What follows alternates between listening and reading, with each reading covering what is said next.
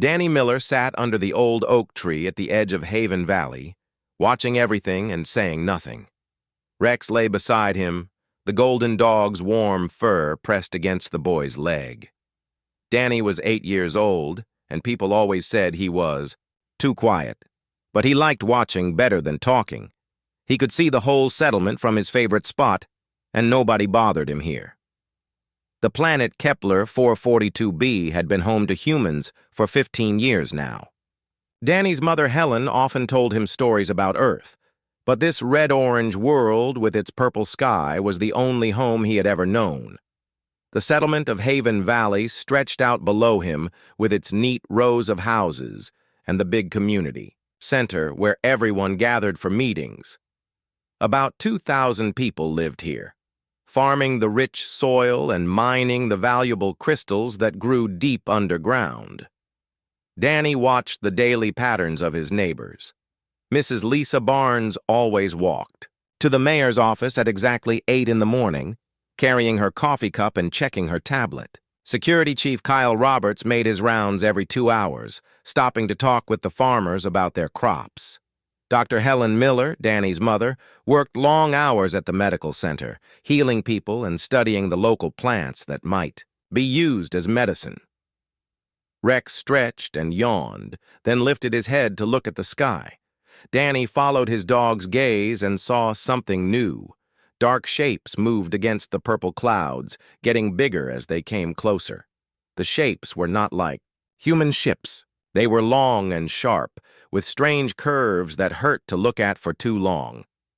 The first alien ship landed in the middle of the settlement square, crushing the flower garden that the children had planted last spring. More ships followed, landing in precise rows around the town. Danny counted them carefully, 12 big ships and many smaller ones. The ships were black with green lights that pulsed like heartbeats. People came out of their houses to stare. Some ran toward the ships, curious and excited to meet visitors from another world. Others backed away, sensing danger. Danny stayed, under his tree, watching everything while Rex growled low in his throat. The alien ships opened with hissing sounds. Creatures came out that looked like giant bugs walking on 2 legs. They were taller than the biggest human, with 4 arms and heads that moved in ways that made Danny feel sick. Their skin was dark green and shiny, covered in what looked like natural armor. They carried weapons that glowed with the same green light as their ships. The leader was bigger than the others, with more decorations on his armor. He walked to the center of the square and spoke in a voice that boomed across the settlement. The words came from a device on his chest that changed his alien sounds into human language. "I am Commander Vextar of the Zephyrian Empire," the creature announced. "This world now belongs to us. You humans have 72 hours to leave this planet or face relocation procedures." Mayor Barnes stepped forward, her hands raised in peace. "Welcome to Haven Valley," she said, though her voice shook a little. "We're happy to meet you, but this is our home. We've lived here for 15 years. Perhaps we can find a way to share this world." The alien commander made a sound like laughter, but cruel and sharp. "Humans are primitive insects," he said. "You have no rights here. This world contains minerals our empire needs. You will leave or be moved by force."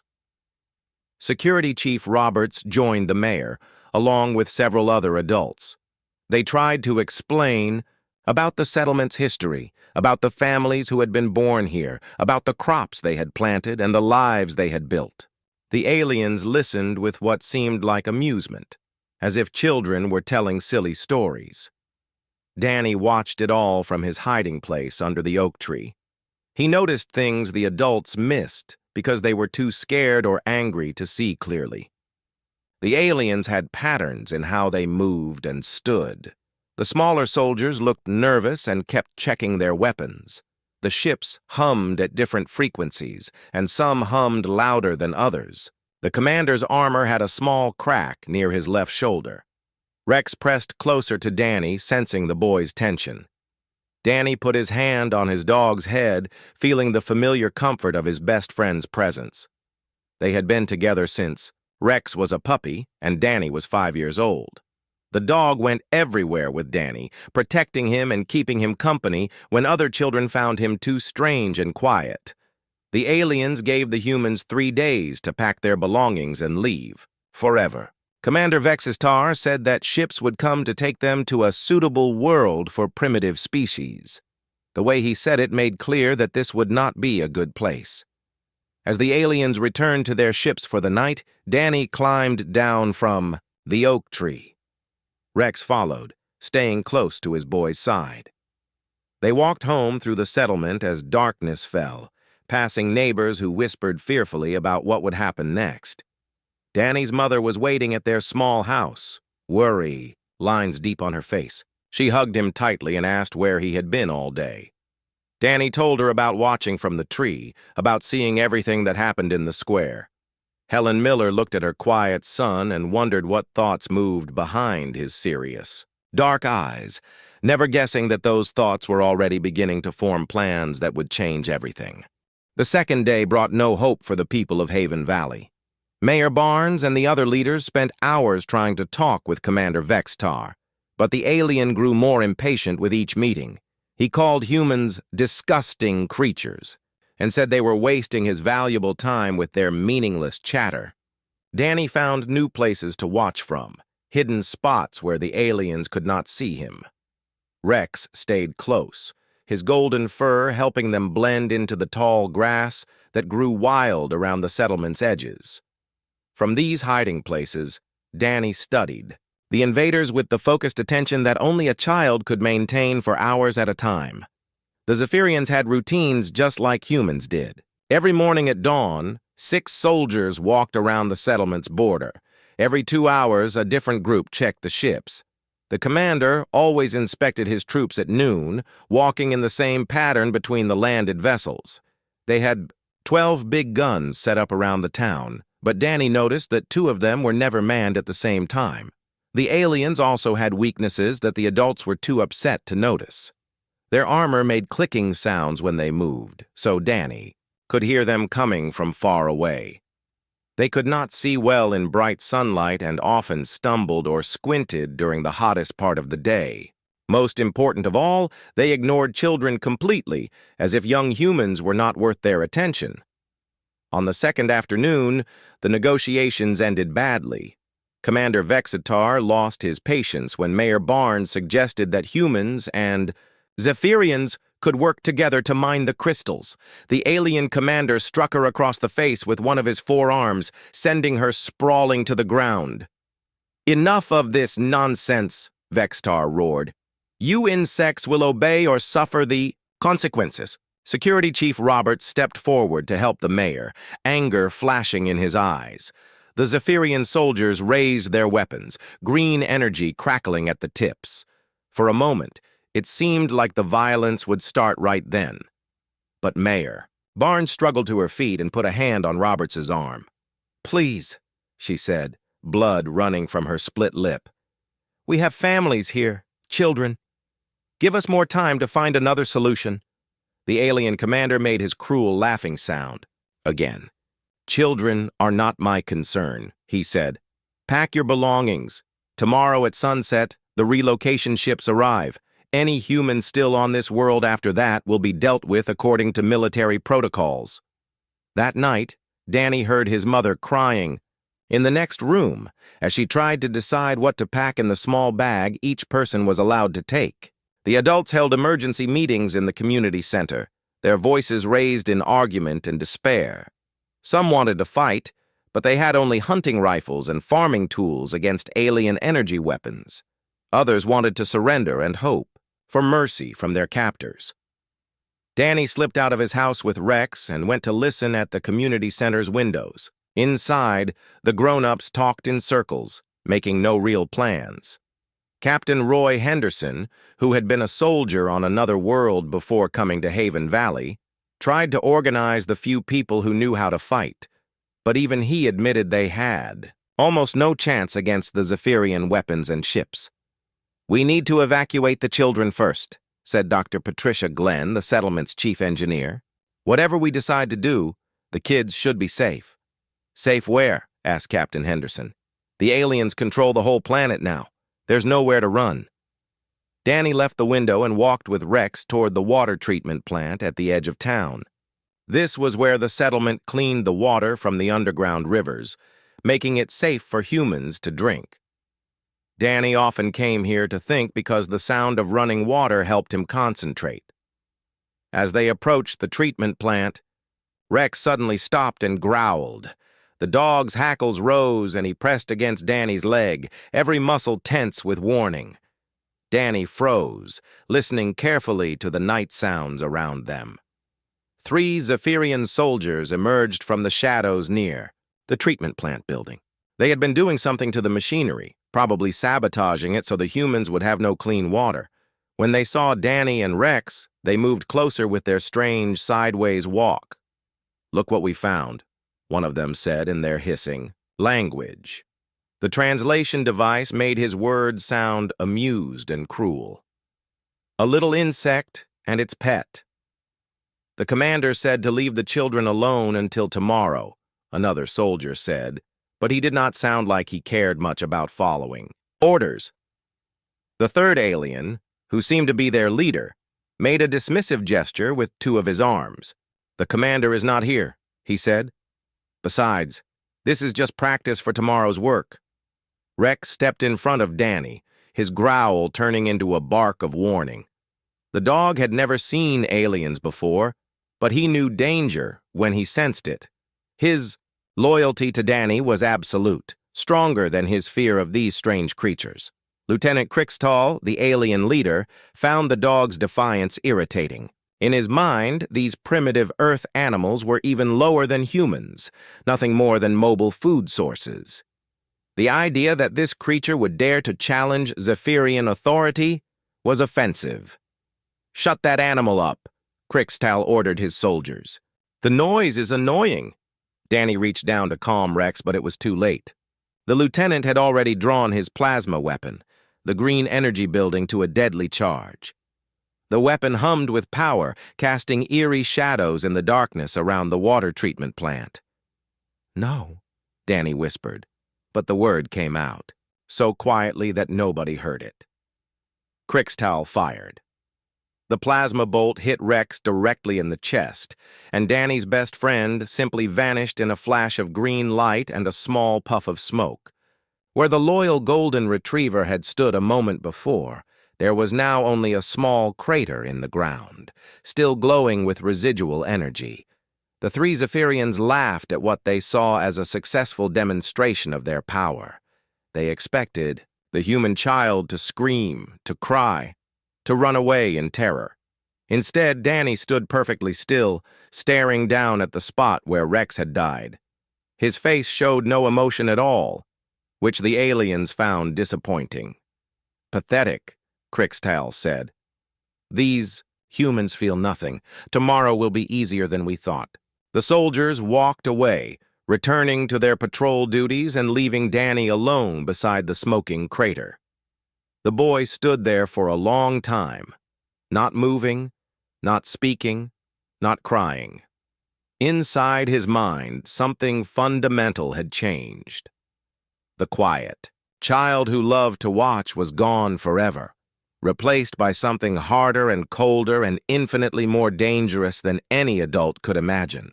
Danny did not go home that night. He stayed by the water treatment plant until sunrise, sitting beside the small crater where Rex had died. When the morning came, he was different. The other children in Haven Valley would have been crying or screaming or running to their parents for comfort, but Danny felt something else entirely. The sadness was there, deep and cold inside his chest, but wrapped around it was something harder. Anger, but not the hot kind that made people shout and throw things. This was the cold kind that made plans. He walked through the settlement as people prepared for their last day on the planet. Everyone was packing their few allowed belongings and saying goodbye to the only home many of them had ever known. Danny moved among them like a ghost, watching everything with new eyes. He was no longer just observing the world around him. Now he was studying it, looking for weaknesses and opportunities. At the playground behind the school, Danny found Amy Carter, sitting alone on the swings. Amy was 10 years old and had always been good at remembering things. She could recite entire books from memory and never forgot a face or a name. When Danny sat on the swing beside her, she looked at him with eyes that were too serious for her. Age. "I saw what happened last night," Amy said quietly. "I was watching from my bedroom window when those soldiers killed Rex. I'm sorry, Danny." Danny nodded but did not speak. He had expected that someone might have seen. Amy's house was close to the water treatment plant, and she was known for staying up late to read by her window. "I've been watching them too," Amy continued. "The aliens. I know which ones are which and when they change guards and what they do when they think nobody is looking." This was interesting. Danny had thought he was the only child paying attention to such details. "What have you seen?" he asked. Amy told him about the patterns she had noticed. The Zephyrian soldiers were lazy during the night shifts and often left their posts to gather in small groups and talk. Commander Vextar had a bad temper and sometimes hit his own soldiers when they made mistakes. The aliens stored their extra weapons in the 3 largest ships, but only 2 guards watched over them at any time. As they talked, other children appeared. Jake Morrison, who was 12 and fascinated by radios and electronics, had been listening to alien communications on his homemade receiver. Emma Walsh, only 7 but incredibly observant, had been studying the aliens' armor and weapons from her hiding spots around town. These children had all been doing what Danny had been doing, watching and learning while the adults panicked. Danny realized that the aliens had made a crucial mistake. They saw human children as harmless and ignored them completely, never suspecting that young minds might be just as capable of gathering intelligence as adult ones. In fact, children were better at it in some ways. Adults asked too many questions and drew attention to themselves, but children could watch from hiding places and listen at doorways without anyone noticing. "We need to share what we know," Danny said. It was the longest sentence he had spoken to other children in months, but these were not normal times anymore. They spent the morning creating what they called their watching map. Amy drew the settlement and marked all the alien positions. Jake added information about their communication frequencies and patrol schedules. Emma sketched the different types of weapons and armor, noting which soldiers seemed nervous and which ones acted confident. The adult resistance was meeting in the basement of the medical center, where Danny's mother worked. Captain Henderson had managed to gather 15 people who were willing to fight, but their weapons were pathetic compared to alien technology. They had hunting rifles, a few old military weapons that some settlers had brought from other worlds, and homemade explosives that Dr. Glenn had built from mining supplies. Danny and his new allies found ways to listen to these meetings without being seen. They learned that the adults planned to attack the alien ships just before sunset, hoping to capture some of the advanced weapons. It was a desperate plan with almost no chance of success, but the grown-ups could not think of anything better. "They're going to get everyone killed," Jake whispered as they crouched outside the medical center's basement windows. "Maybe," Danny replied, "or maybe we can help them without them knowing it." That afternoon, while their parents prepared for what might be their final battle, the children began their own mission. They scattered across Haven Valley, each taking responsibility for a different part of what Danny called the helping. Amy positioned herself where she could watch the alien communication arrays and relay information about guard changes. Jake worked on building small devices that could interfere with enemy electronics. Emma scouted the safest routes between important buildings, memorizing every hiding place and escape path. Danny took the most dangerous job for himself. He went to the alien ships and studied them up close, crawling under their hulls and examining their landing gear. The Zephyrians never looked down, so a small boy could move among their vessels almost invisibly. What he found gave him the first real hope he had felt since watching Rex die. The alien ships had several critical weaknesses that the adults had not noticed. Their landing gear was held in place by magnetic clamps that could be disrupted by strong electromagnetic pulses. Their fuel lines ran along the outside of the hulls, protected only by thin metal covers. Most importantly, their weapon systems needed a few seconds to charge between shots, leaving them vulnerable to quick attacks. As the sun began to set on their last day at Haven Valley, Danny gathered his fellow watchers behind the old oak tree where this had all begun. They shared their discoveries and made their own plan, separate from but designed to help the adult resistance. "The grown-ups are going to attack at sunset," Danny explained. "They'll go straight at the big ships and try to fight the soldiers, head on. It won't work because the aliens are stronger and have better weapons." "So what do we do?" Emma asked. Danny looked at each of them. These children who had chosen to stand with him instead of hiding with their families. "We make sure the adults have a chance," he said. "We're going to break the alien ships and weapons before the fighting starts. They hurt Rex because they thought we couldn't hurt them back. They were wrong." The children spent the final hour before sunset moving into their positions around the settlement. None of their parents knew what they were planning. The adults were too focused on their own desperate preparations to notice that their children had disappeared into the shadows. As the red sun touched the horizon and Captain Henderson led his fighters toward the alien ships, Danny pressed a small device that Jake had built from scavenged electronics. Around Haven Valley, similar devices activated simultaneously, sending out electromagnetic pulses that disrupted magnetic fields and overloaded alien systems.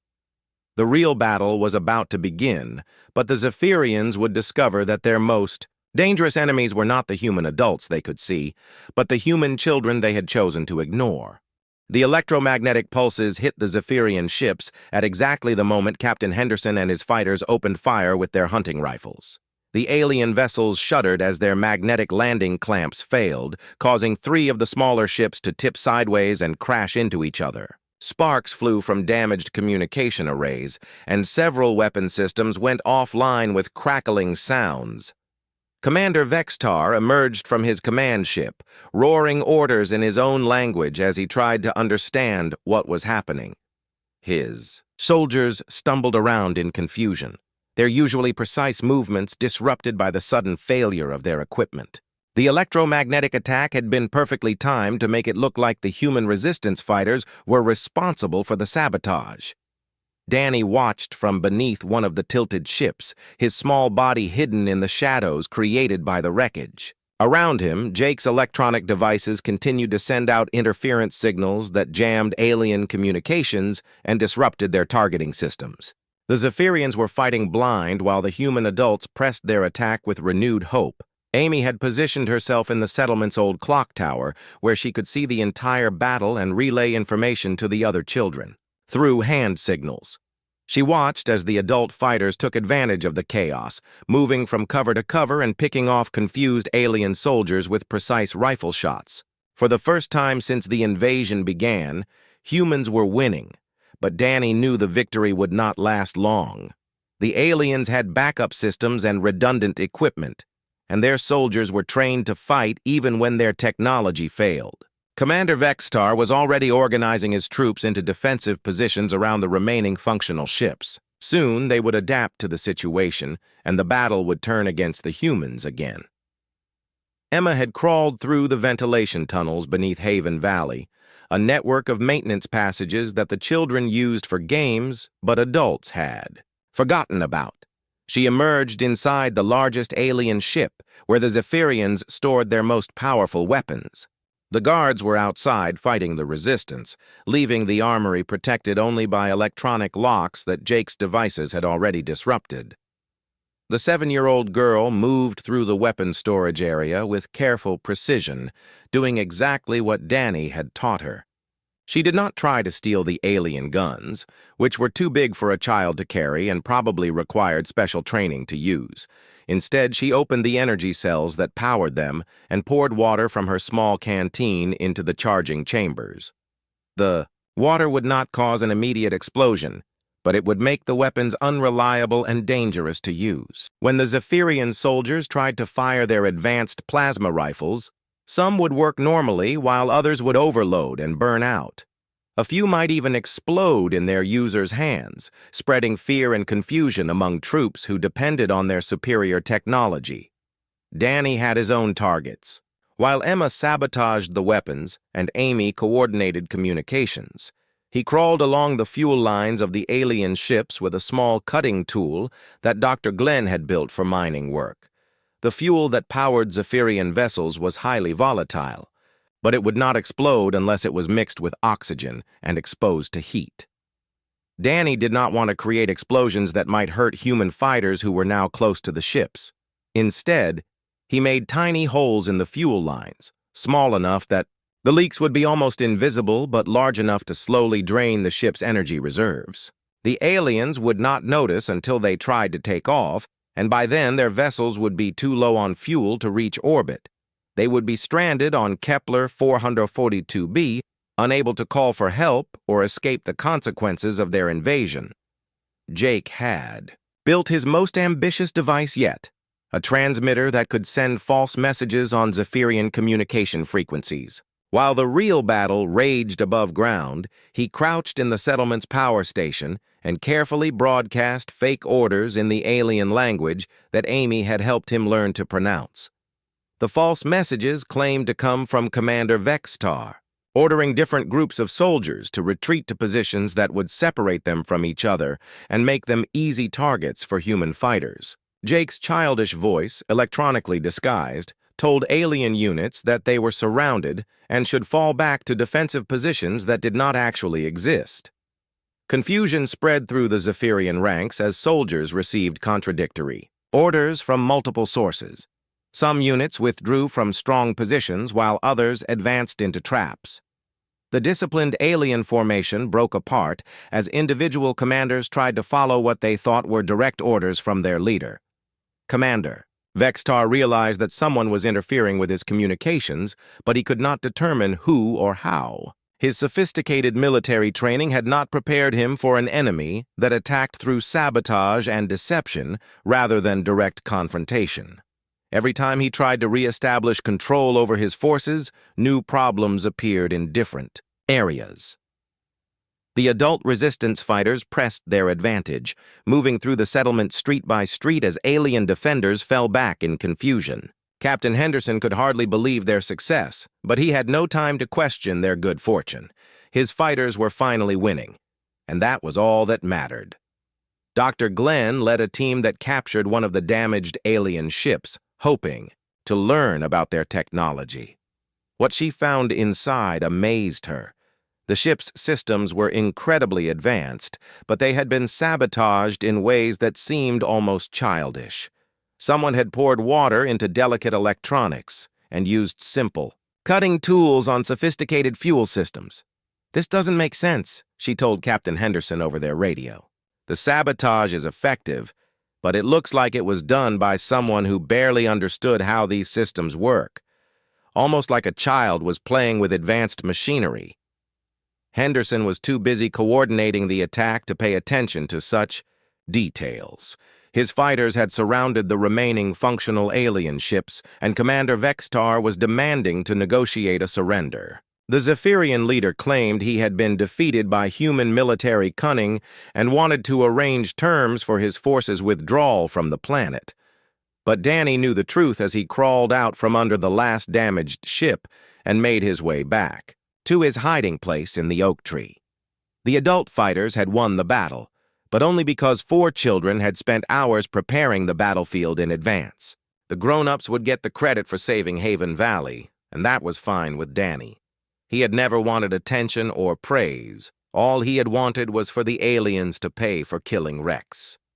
As he watched Commander Vextar surrender his forces to Captain Henderson, Danny felt a cold satisfaction that had nothing to do with victory or heroism. Justice had been served by the hands that everyone considered too small to matter. The Zephyrians would learn that humans were dangerous not because of their weapons or their armies, but because of their capacity to love something so completely, that its loss could turn even a quiet child into an unstoppable force of retribution. Commander Vextar stood in the settlement square where he had first announced the Zephyrian conquest, but now he was surrounded by human fighters pointing rifles at his armored chest. His forces had been scattered, and his ships were damaged beyond. Quick repair. For the first time in his military career, he was forced to negotiate from a position of weakness. "You humans fight with surprising cunning," Vextar admitted through his translation device. "Our intelligence reports described your species as primitive and predictable.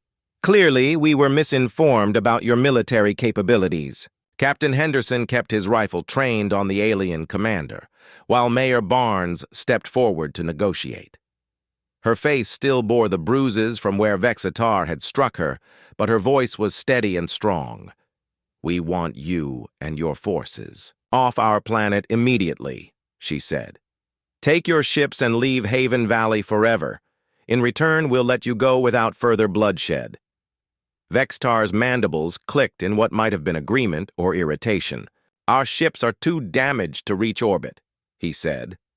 "Your saboteurs were thorough in their work. We will need time to make repairs." From his hiding place in the oak tree, Danny listened to the negotiations with growing unease.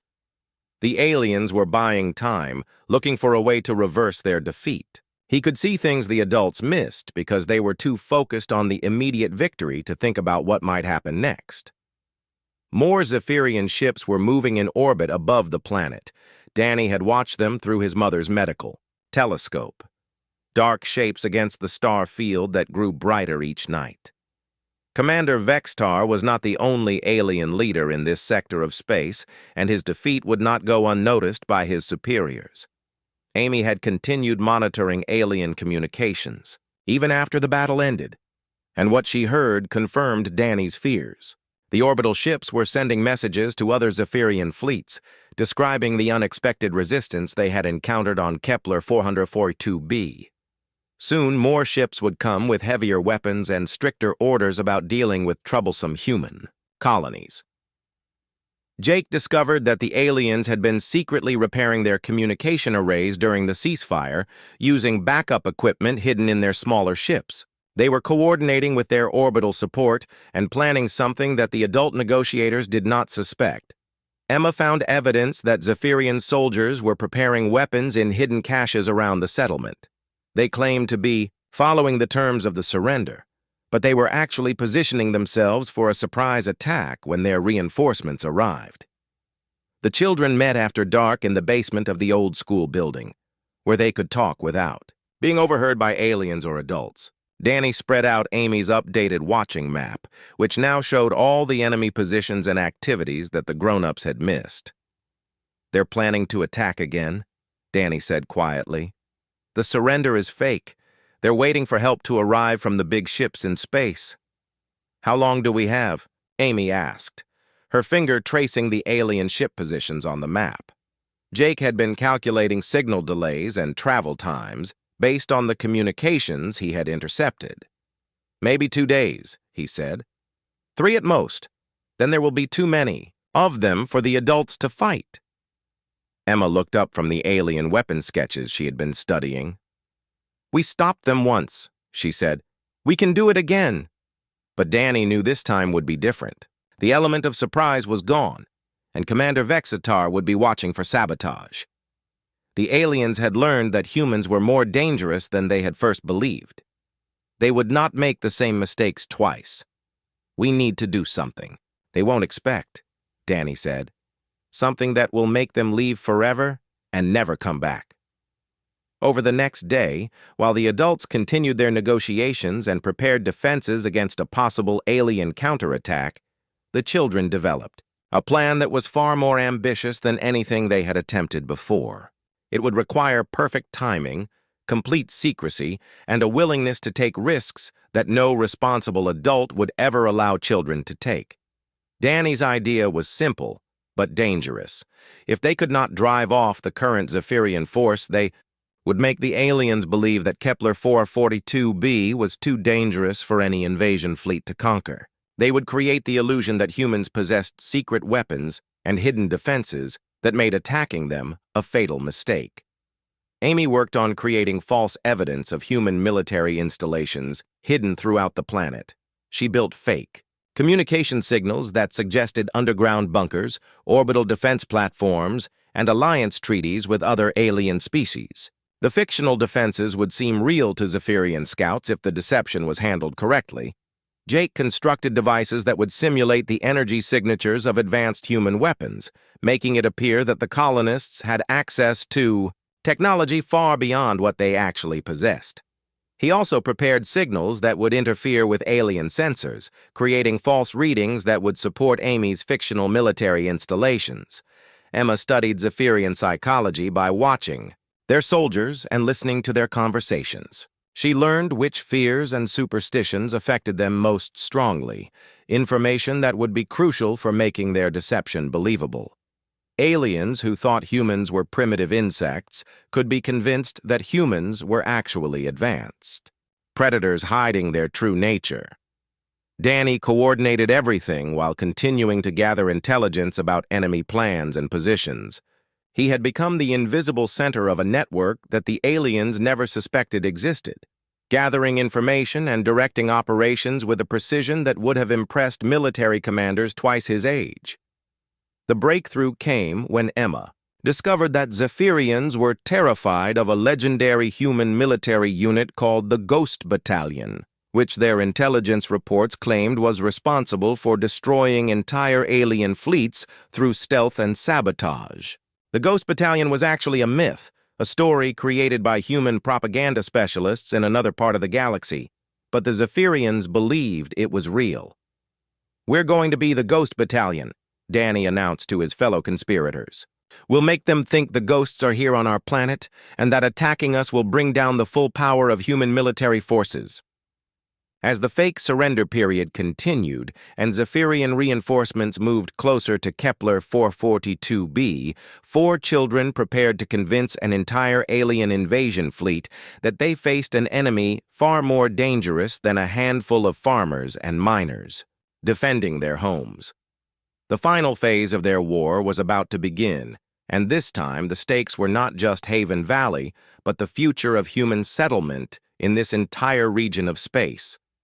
The Zephyrian reinforcement fleet arrived exactly when Jake had predicted, their massive warships darkening the purple sky above Haven Valley.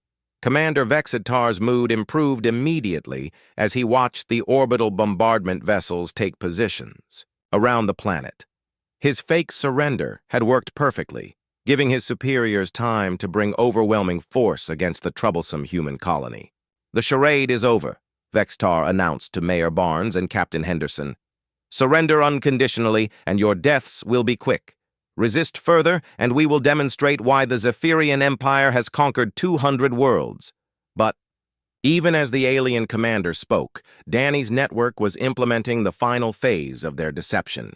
From hidden positions around Haven Valley, Jake's devices began broadcasting the electronic signatures of military installations that did not exist. Amy's carefully crafted communications traffic suggested that elite human forces were already in position and preparing to engage the alien fleet. The first hint that something was wrong came when Zephyrian sensors detected what appeared to be a cloaked human warship moving through the asteroid field at the edge of the solar system. The signature matched intelligence reports about Ghost Battalion stealth vessels, and it was heading directly toward the invasion fleet. Commander Vexitar tried to contact the mysterious ship, but received only silence in response. His communications. Officers reported that their signals were being jammed by some kind of advanced human technology that they could not identify or counter. The electronic warfare was more sophisticated than anything in their files about human military capabilities.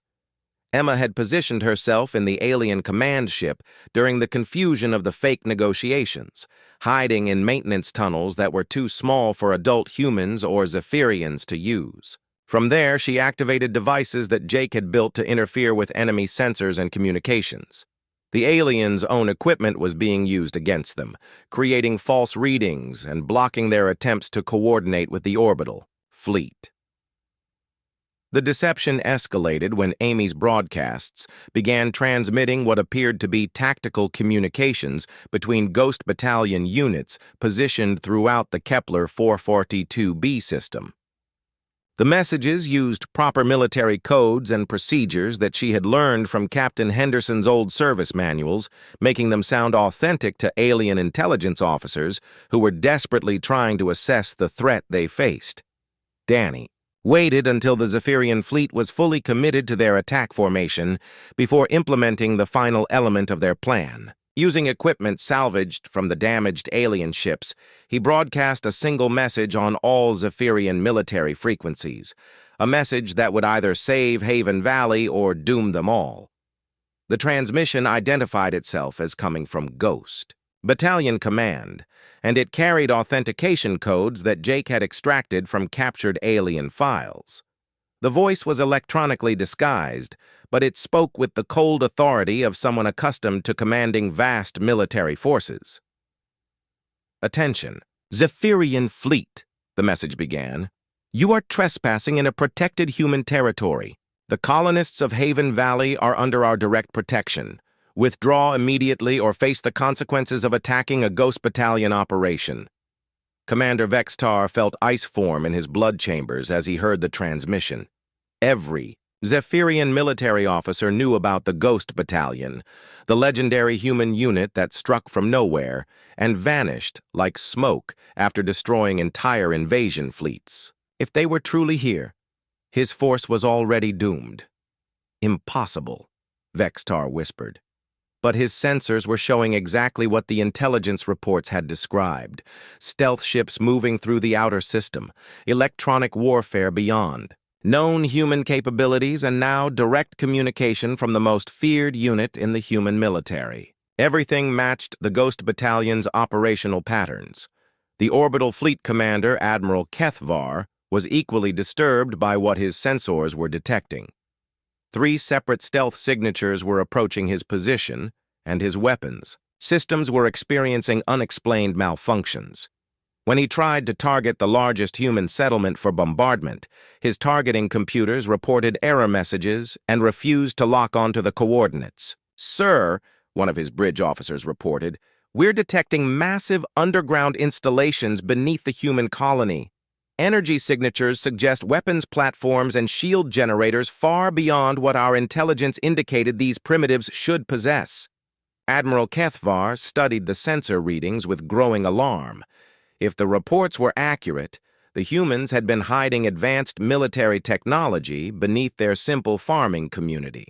The Ghost Battalion was known for using civilian settlements as cover for their operations, and Haven Valley fit the pattern perfectly. The final straw came when Jake's devices simulated the activation of what appeared to be a planetary defense grid. Energy readings spiked across the continent as fictional shield generators came online and imaginary weapon platforms charged their batteries. To Zephyrian sensors, it looked like the humans had been preparing for this invasion all along. "We've been tricked," Admiral Kethvar transmitted to Commander Vextar. "This was never a simple farming colony. It's a Ghost Battalion stronghold disguised as a civilian settlement. We're walking into exactly the kind of trap they're famous for." Commander Vextar looked around the settlement square where he had been so confident of victory just hours before. Suddenly, every building seemed like a potential hiding place for elite human soldiers. Every innocent-looking farmer might be a disguised Special Forces operative. The children playing in the distance could be spotters for sniper teams. The alien commander had 2 choices: proceed with the attack and risk the total destruction of his forces, or withdraw and face court-martial for retreating from primitive humans. But the evidence was overwhelming.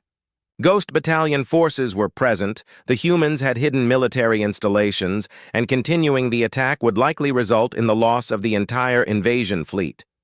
"All units," Vextar commanded with bitter defeat in his voice, "begin immediate withdrawal from the planet's surface. Admiral, prepare the fleet for emergency departure. We are abandoning this operation." From his hiding place under the oak tree where everything had begun, Danny watched the Zephyrian ships lifting off from Haven Valley's landing fields. The aliens moved with desperate haste, abandoning equipment and supplies in their rush to escape. What they believed was an impending Ghost Battalion counterattack. Amy joined him under the tree, followed by Jake and Emma. The four children watched in silence as their enemies fled into the purple sky, defeated not by superior firepower, but by their own fears and the carefully constructed illusions of children who had learned to weaponize imagination. "Will they come back?" Emma asked quietly. Danny shook his head. "They'll report that this planet is a Ghost Battalion base," he said. "No Zephyrian force will ever come here again. They'll put it on their maps as a forbidden zone." The adult colonists celebrated their miraculous victory, never fully understanding how four children had saved them all. Captain Henderson and Mayor Barnes would write reports about human ingenuity and determination, while Dr. Glenn would study the captured alien technology and wonder about the sophisticated sabotage that had crippled it. But Danny walked to the water treatment plant where Rex had died and knelt beside the small crater that still scarred the ground. The alien who had pulled the trigger was gone forever, along with his entire species' threat to Haven Valley. Justice had been served by the hands that everyone had thought too small to matter, as the purple sunset painted the sky above their saved world. Danny Miller began planning a small garden where the crater marked his best friend's grave. Rex had died protecting him from enemies who thought children were harmless. They had learned otherwise, but the lesson had cost them everything they had hoped to gain.